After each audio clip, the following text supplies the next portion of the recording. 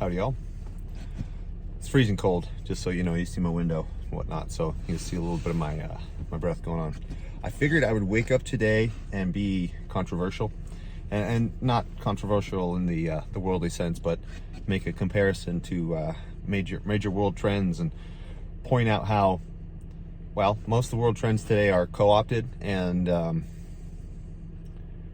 they're basically, it's kind of like communism. You know, they'll take a certain aspect that sounds good out of the Bible and try to apply it to unbelievers in a non-applicable situation. You know, because communism is just that.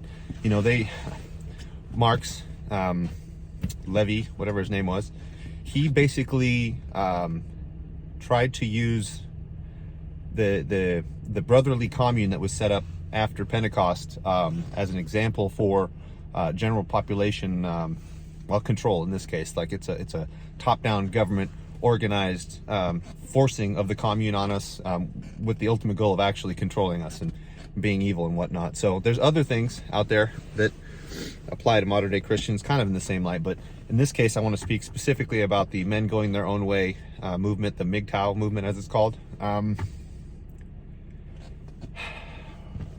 Essentially, and somebody correct me if I'm wrong, but it seems as though men are, by and large, at least in this movement, stepping away from traditional relationships and marriage because the world scene, feminism, and so on, the progressive leftist culture, communism, have trained a certain subset of the female population and male population to assume that there is this that it's even possible to have an actual equality between two completely different creatures.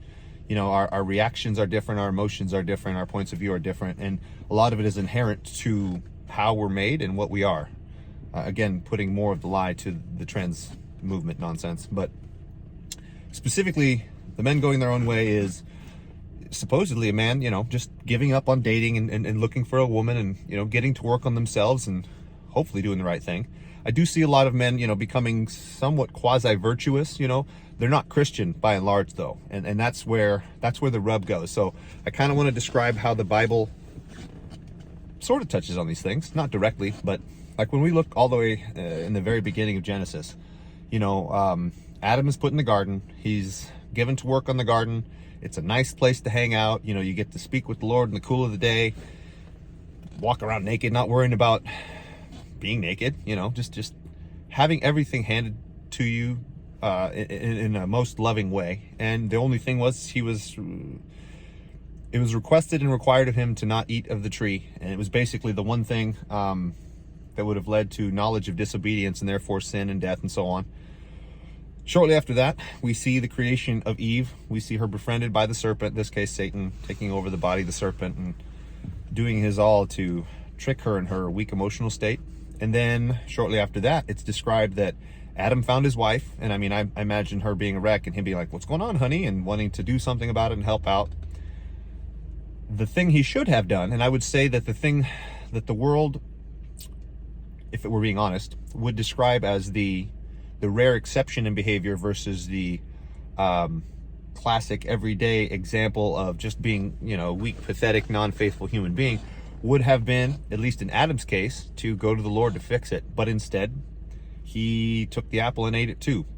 Was it out of commiseration? Was it to make her feel better? Was it because, you know, he actually thought that nothing wrong or bad was going to come of it, even though he could see she was a wreck? Well, shortly after that, they started losing their mind, and he had to cover himself up with man-made fig leaf because they knew they were naked, so on and so forth. So he put themselves into a position of having to basically go out and fight the world.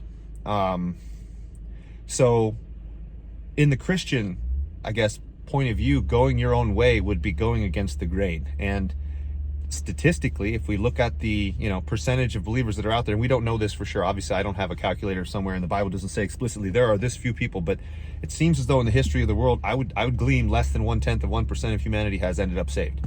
So far and away, doing the right thing and eschewing the world and stepping away from all of Satan's offerings, essentially, and just focusing hard on the Lord, and in this case yourself, and doing the right thing, growing in knowledge and grace, because of what our Lord did on the cross. That, in my opinion, is the Christian prescription for a man to go his own way. Ultimately speaking, every single faithful believer, Old Testament and New, were lonely. They were cast aside. They were the exception, not the rule. Look at the entire line of faith from Adam all the way to Noah. They were a very direct, specific, enumeratable. In other words, you could just read off the names. But I'm certain at some point before the flood, anyway, there could hundreds, thousands, millions of people. People can reproduce pretty fast, and they had 1,400 years roughly before the flood. So there was plenty of time to really be fruitful and multiply. And I'm talking about the evil, the Nephilim, all the people joining into Satan's world plan instead of actually going their own way, because they weren't going their own way. The moment you're co-opted by Satan, you're being led around by your nose. So all the major players in the Bible, Abraham, Moses, Isaac, Jacob, all the way down, David, all the prophets, they were always said to be abused, exiled, killed, exceedingly lonely, again, doing their own thing. We see the picture of the modern day MGTOW man is the Sigma or the Alpha that basically does what they want on their own. Well, I mean, as a Christian, I do know there have been many times where I've had to stand up to the world and basically just tell it no in a overly stern manner. Sometimes it makes me angry, but sometimes the anger is a motivational force for us to do the right thing, so long as we don't allow ourselves to sin. In your anger, do not sin. Remember that one. That's a command. Doesn't say don't get angry, though. So, what is man going their own way in the Christian sense? Well, you notice before Adam sinned that he didn't ask for a companion, but the Lord said that he needed one and that having one was good. So initially, before he decided to sin, he waited. He let the Lord come up with the answer appropriately, and he just went about his business, perhaps naming the animals and the plants and working in the garden and just doing man stuff, right? That's kind of the picture today, only the difference is we're being told that classic relationship status is anti going your own way, but who has a classic relationship anymore? I'm kind of a freak. I am very blessed to have a very awesome and holy wife. I have a bunch of kids, and I would say we are more the exception than the rule right now, just based upon worldly trends. So I guess in a analogous way, being Christian is truly going your own way. And who's the ultimate example of going their own way in the face of all the world's testing, temptations, evil, and sin? That'd be the Lord. Nobody was more actually lonely, because who could he commiserate with? Yes, he was surrounded by the apostles, but he was constantly having to remind them of all the ways in which, they were wrong. They didn't get it figured. Honestly, they didn't fully ever get it figured out, but they didn't get it really figured out until after the Lord was gone and they had the Spirit and were able to look back over everything that he had went through with them. So even during his time here on earth, surrounded by the apostles, he was an exceptionally lonely man. He fasted and he prayed constantly, and he would rather spend more time with his Father, because that's the only person, let's just say it, that he could actually commiserate with in honesty. Like they both had the same perspective. Obviously they came from the same place, but in this case, the Lord as a man had to choose to do the right thing. Even though he had the power to do it and he knew it, it was still a challenge, right? So I would say that the Christian MGTOW is somebody who sternly puts faith in the word and growing grace and knowledge of our Lord, instead of jumping into some silly relationship or joining some church group, dating websites, dating groups in churches too. It's a social club, by the way. But anyhow, the man who truly stands on his own and does what the Lord has for him is going to be the rarest man on earth. The description of Moses being the humblest man on earth, clearly a very lonely man. Even Aaron and Miriam, his two closest brothers and sisters in this case, decided to play into the great apostasy with the golden calf. So even Moses, really, he was left to climb the mountain and speak with the Lord to feel a real fellowship, because he couldn't have it with the others around him because they weren't serious enough. So a true man going his own way is a faithful one. He waits for the Lord. he accepts that he wants a wife, but that perhaps the time he's in or the place he's in doesn't allow for it. And maybe the Lord has blessed that person with the ability to be single, even if they don't want it, to perhaps, you know, help grow that particular corner of the garden in the kingdom.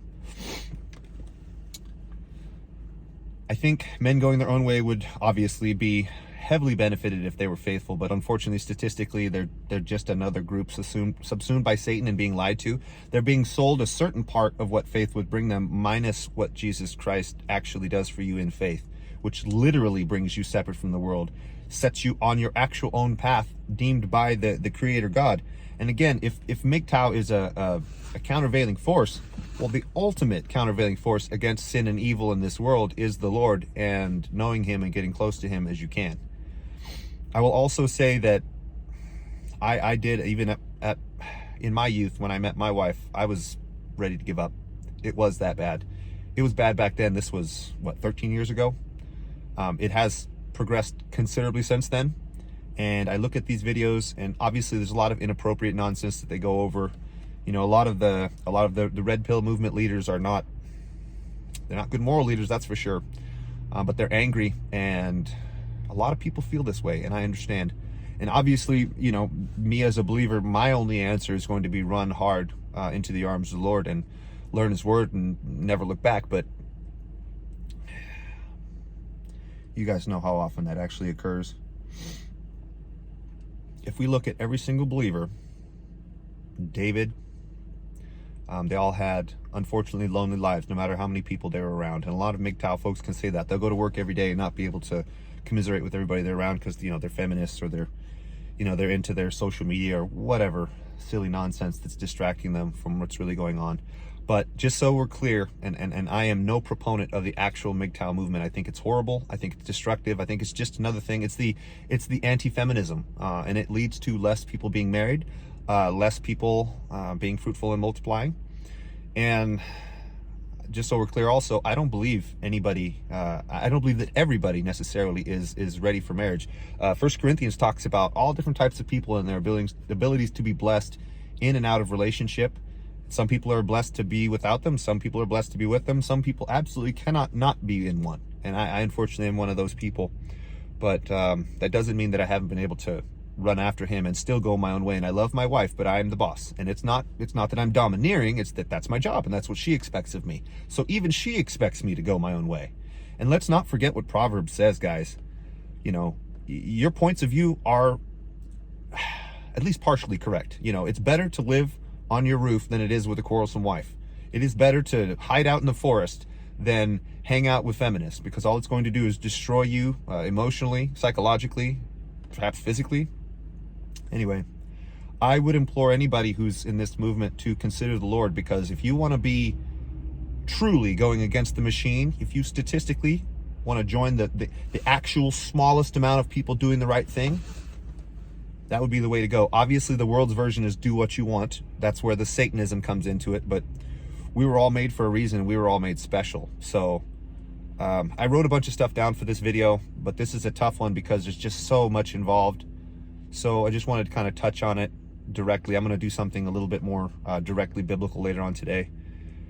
I would implore any of you guys that are off trying to do your own thing to consider the Lord. It is imperative now. We're on the cusp of some terrible times, but if you're going to be alone, why not take that time to actually grow and make something of it? Why not grab eternity and keep it instead of fall for the devil's nonsense, think that you're onto something, and still end up with nothing?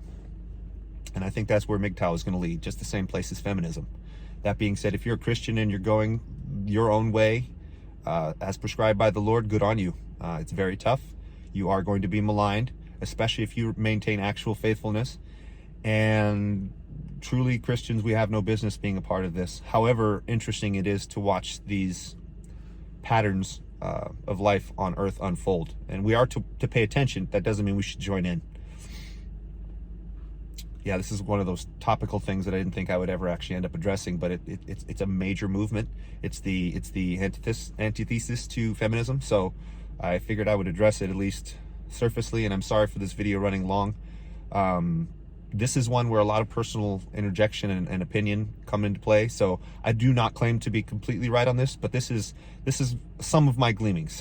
I have much more to say about it, and I just thought I'd get that out there because I really do think that a lot of those guys that are off doing their own thing would obviously benefit from having the Lord. And this way you can start not only fixing this life, but grabbing onto the next and gaining rewards. Bless you guys. I will talk to you soon. Man, it is cold out here today. I hope you guys are staying warm.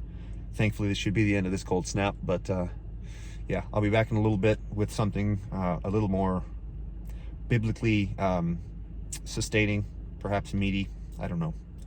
We'll see what's going on. Have a great rest of your day, guys. We'll talk to you soon. Let me know what you think in the comments. And if you want to, I guess, subscribe and share with your buddies. Bye.